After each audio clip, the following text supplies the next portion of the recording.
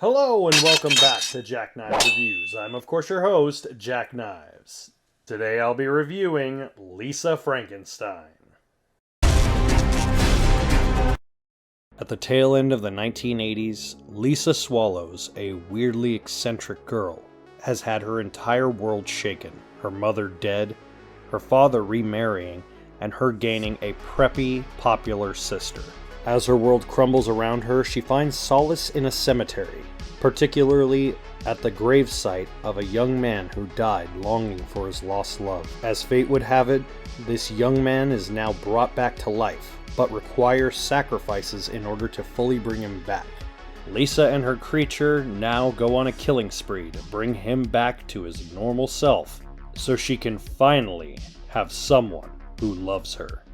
So I kind of had a mixed opinion about the more I read about this movie before I went to see it. I don't normally do that, but at first I thought it was just going to be a full 80s throwback.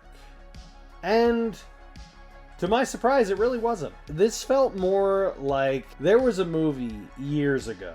It was a bad, funny, comedy, cheesy movie called My Boyfriend's Back. It felt like in that same vein. The cast is actually pretty damn good. It's pretty spot on to see a bunch of teenage actors playing these kind of roles that aren't too heavy-handed. They're not trying too hard to be 80s aesthetic. But, you know, obviously other than the looks, they're really not too heavy in the 80s. Kathryn Newton is the main character named Lisa, and she has this really great manic yet relatable teenage girl attitude about her, which is so fun to see, because she's like, you could tell everyone on this cast is just having a blast. Like, this is all just fun. You know, it's kind of refreshing to see a movie that's self-aware of its core target audience. It's designed for teens that want a fun, goofy, hilarious, dark comedy. It felt like it was in the same vein as, well, maybe not to the morbidity of it, but similar to Heathers in a sense. Or, like I said, My Boyfriend's Back. There's a couple of movies it did remind me of, but it simultaneously also did its own thing, which I really appreciated. Cole Sprouse plays a pretty good monster character.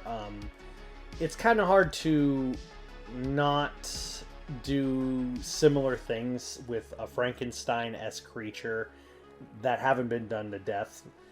But he has a pretty interesting way of performing the way he does, and it's pretty fun.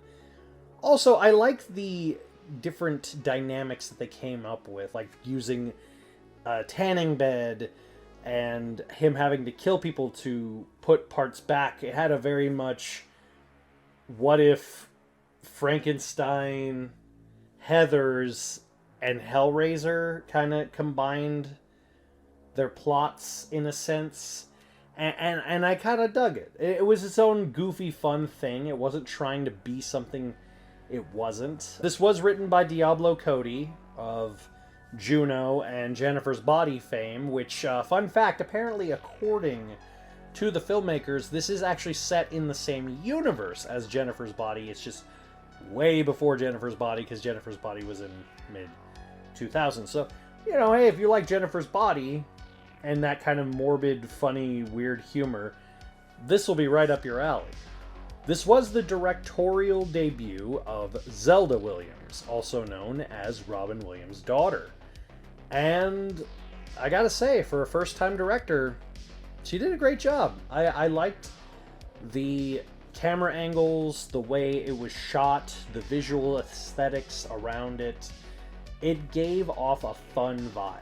This is definitely a movie I could totally see on you want to be on a dark date night kind of thing. It has a fine line of a lot of comedy with a good amount of darkness to kind of balance out the mood. I like that it did that. It did its own thing. It came up with its own identity, and I wouldn't be shocked if, who knows, maybe 10, 20 years down the line, I could see this as a cult classic. I really could.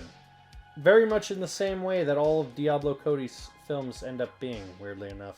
But for what it is, I really enjoyed this movie. I was really shocked with how much I enjoyed it. It was fun, goofy, and overall, I had a great time watching it. I give Lisa Frankenstein 4.5 out of 5. Have you seen Lisa Frankenstein? Let me know in the comments down below. As always, I'll see you next time.